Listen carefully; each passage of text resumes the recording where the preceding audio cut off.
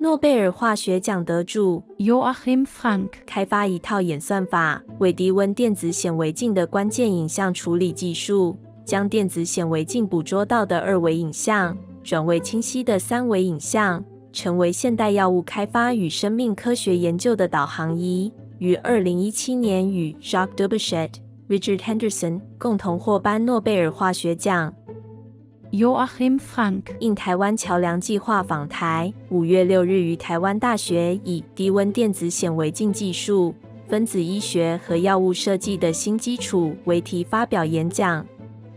台湾桥梁计划由台湾大学、宋公元先生顶尖研究讲座、世界和平基金会、中央研究院与多所国内大学联合推动。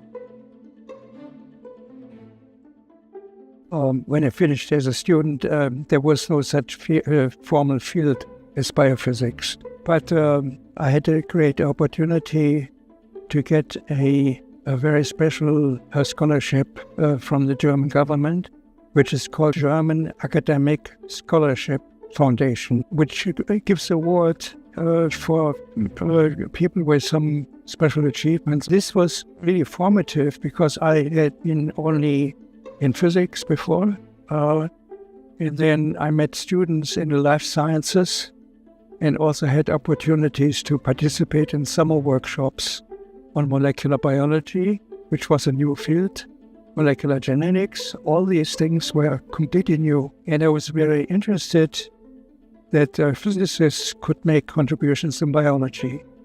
This is not what you would realize when you get educated in the undergraduates at that time. So I realized in the 1980s, much later on, that I could make serious contributions to biology. That was after I already got into the development of the cryo-EM. And my contributions were in the mathematical foundations and the computational techniques of single particle reconstruction.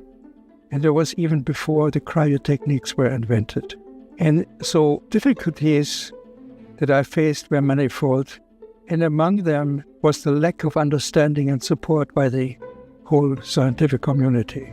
They did not understand the whole idea of getting a structure from single molecules. In meetings, they would say, "This is nuts, that's never going to work." So that was for a very long time.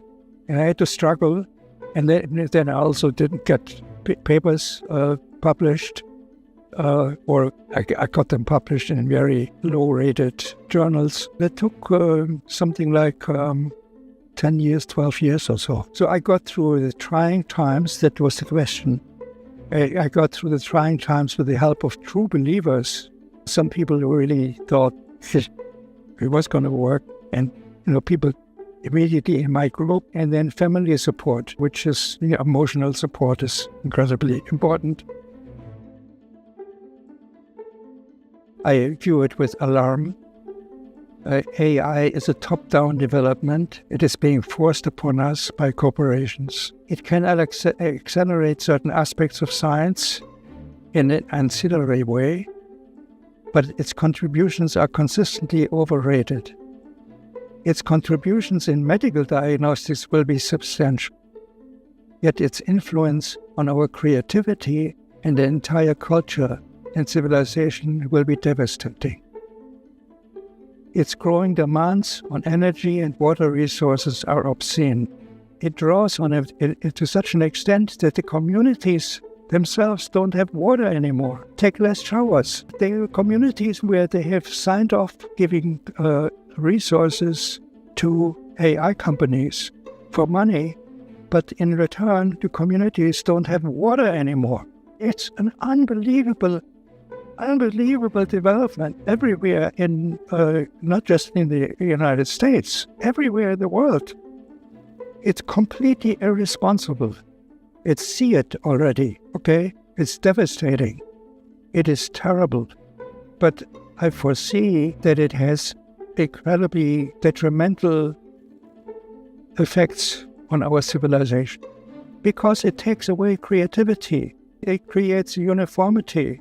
You already have word processor systems supplied by Google that make suggestions to a student during writing. So the result is going to be a uniformity of expressions and so forth. So it will stifle the continued development of creativity. I felt I always needed this kind of balance in my life. And during prolonged times, when I pursued only science for a very long time, then I felt unsatisfied and restless, always. So I needed to have something else. I remember my father had a bus full of stories.